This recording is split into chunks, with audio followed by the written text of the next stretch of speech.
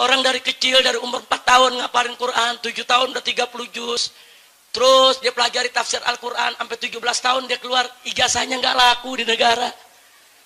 Ngelamar ke negara untuk jadi pegawai negeri, dianggap belum lulus SD, saudara. Padahal kemampuannya lebih hebat daripada dosen yang di universitas, saudara. Nah, kenapa nggak disamakan dia punya ijazah? Ada apa dengan negeri ini? Mereka hanya selembar kertas, ijazah SD, SMP, SMA, S1, S2, itu yang mereka berikan gaji, itu yang diakui oleh negara. Tapi anak-anak yang tidak punya ijazah, anak-anak pondok pesantren, mereka tidak akui, saudara. Inna lillahi wa inna ilaihi raji'un. Maka itu sistem semacam ini harus kita lawan, saudara. Sebelum SD itu ada, sebelum SMP itu ada, sebelum SMA itu ada. Yang menjadi benteng pendidikan di Indonesia adalah pesantren. Saudara, itu pesantren Sidagiri, pondok pesantren terbesar NU punya di Jawa Timur, saudara. Itu usianya sudah hampir 300 tahun. Belum lagi pondok-pondok pesantren yang lainnya, saudara.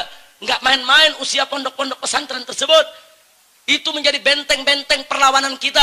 Dulu anak-anak kita dididik di sana, dijaga imannya, dijaga akhlaknya, dijaga syariatnya. Mereka lawan itu para penjajah, saudara. SD belum ada, SMP belum ada, SMA belum ada, universitas belum ada.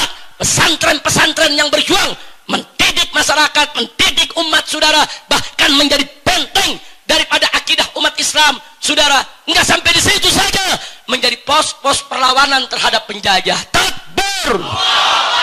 Berarti jasa pesantren besar tidak? Jasa pesantren besar tidak? Jasa pesantren besar tidak? Takbir. Lah kok sekarang ijazahnya nggak diakui? Ada apa ini negeri, saudara? Oh, kalau mau diakui harus ikut ujian negara dulu. Mereka sudah ada sebelum negara ada, saudara. Jangan dibulak-balik. Negara Indonesia belum lahir, belum merdeka, pesantren sudah ada, saudara. Kenapa sekarang ijazah pesantren kok nggak dihargai? Mau jadi pegawai negeri nggak bisa, mau jadi tentara nggak bisa, mau melanjutkan kuliah ke perguruan tinggi negeri nggak bisa. Ada apa? Mestinya pemerintah memberikan persamaan dengan pendidikan pesantren. Termasuk madrasah-madrasah saat ini, saudara, ijazahnya nggak diakui. Kita kan punya madrasah diniyah, saudara. Orang mestinya madrasah diniyah diakui. Orang lulusan madrasah diniyah samakan dengan lulusan SD. Kan lulusan SD bisa ke SMP. Kenapa lulusan madrasah diniyah nggak bisa ke SMP? Kok dianaktirikan, saudara? Ada apa? Madrasah diniyah itu sudah ada semenjak adanya pondok-pondok pesantren. SD baru lahir kemarin, SMP baru ada kemarin, SMA baru ada kemarin. Saudara, perguruan tinggi kita ini baru ada setelah kita merdeka.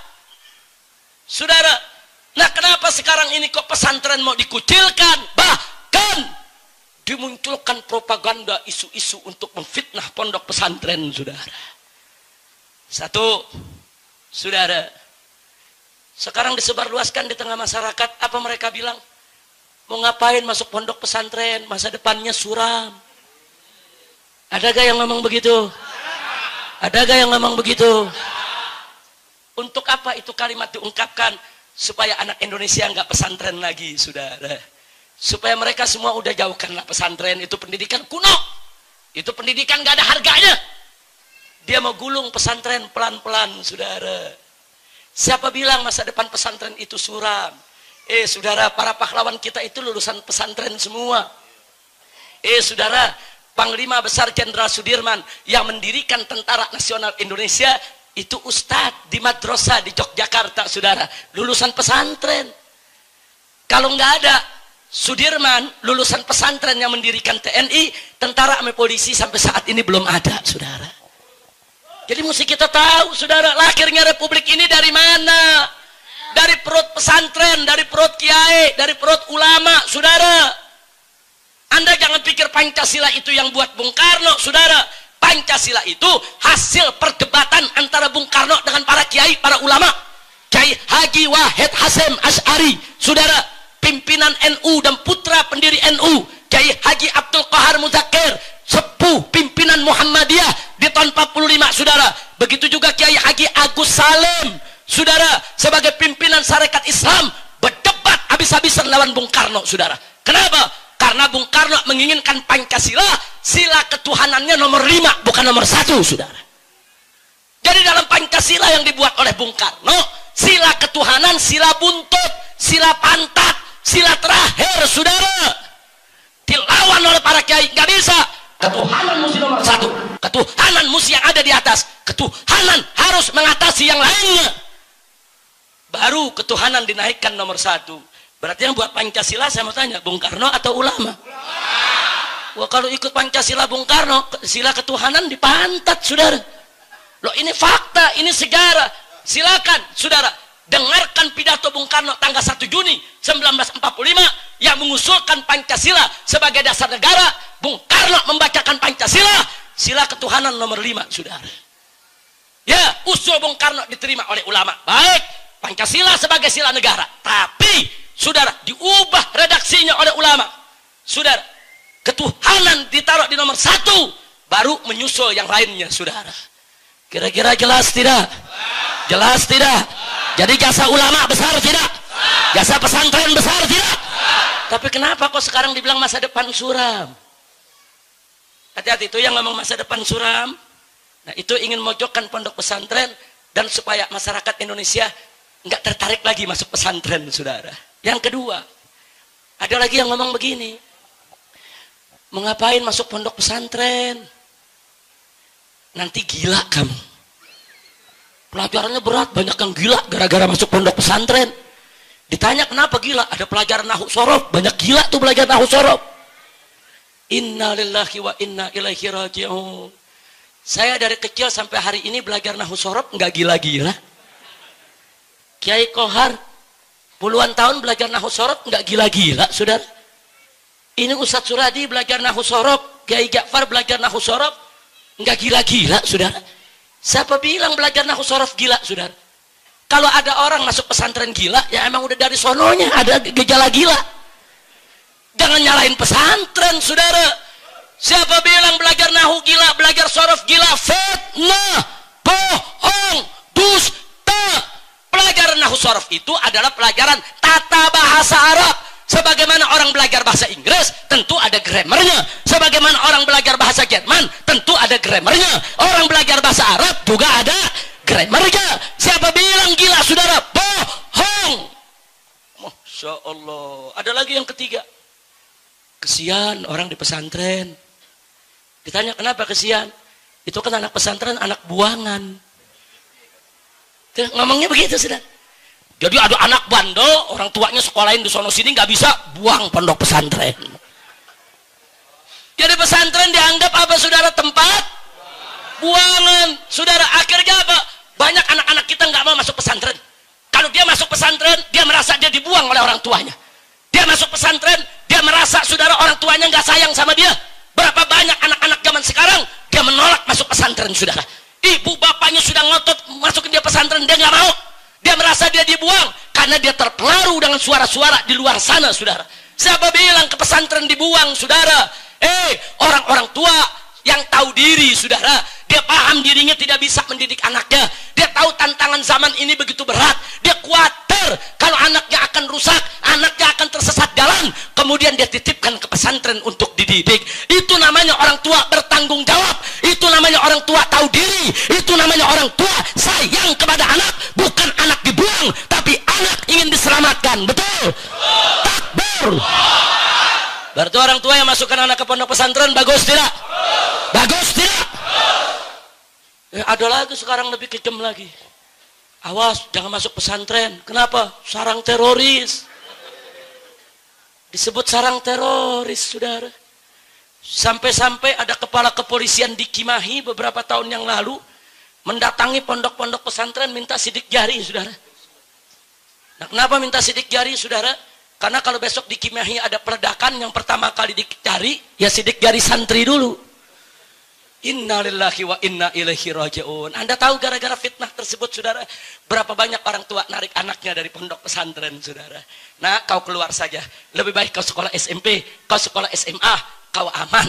Ini pesantren sedang disorot, pesantren ini sedang dituduh sebagai sarang teroris. Nanti kau terlibat, nanti kau akhirnya kena hukuman.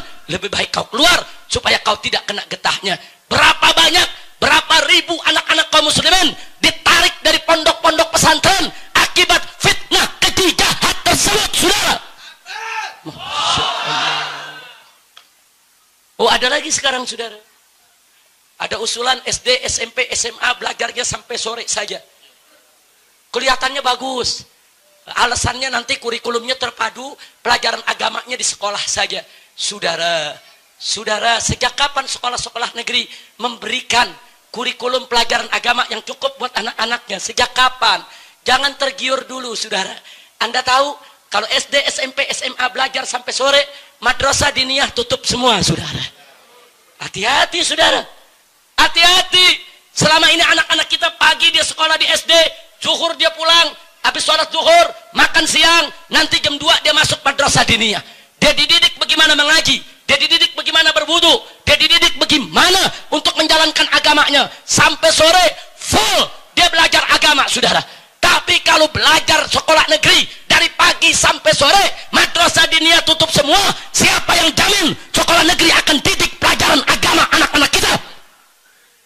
Yang udah aja sekarang yang ada anak-anak SD, SMP, SMA pada tawuran, saudara. Betul? Betul? Yang ada sekarang aja anak SMP, SMA, anak gadis udah banyak bunting, saudara, di luar nikah. Betul? Jadi siapa yang jamin sekolah negeri mau didik agama anak-anak kita? Madrasah diniyah itu, saudara, ustadz-ustadz yang ada di kampung itu, saudara, itu yang selama ini menjaga pelajaran agama anak kita. Hati-hati dengan usulan-usulan semacam itu, saudara. Kelihatannya bagus, kelihatannya hebat, kelihatannya menjanjikan, tapi hati-hati kalau nanti anak-anak kita dijauhkan dari agama, saudara.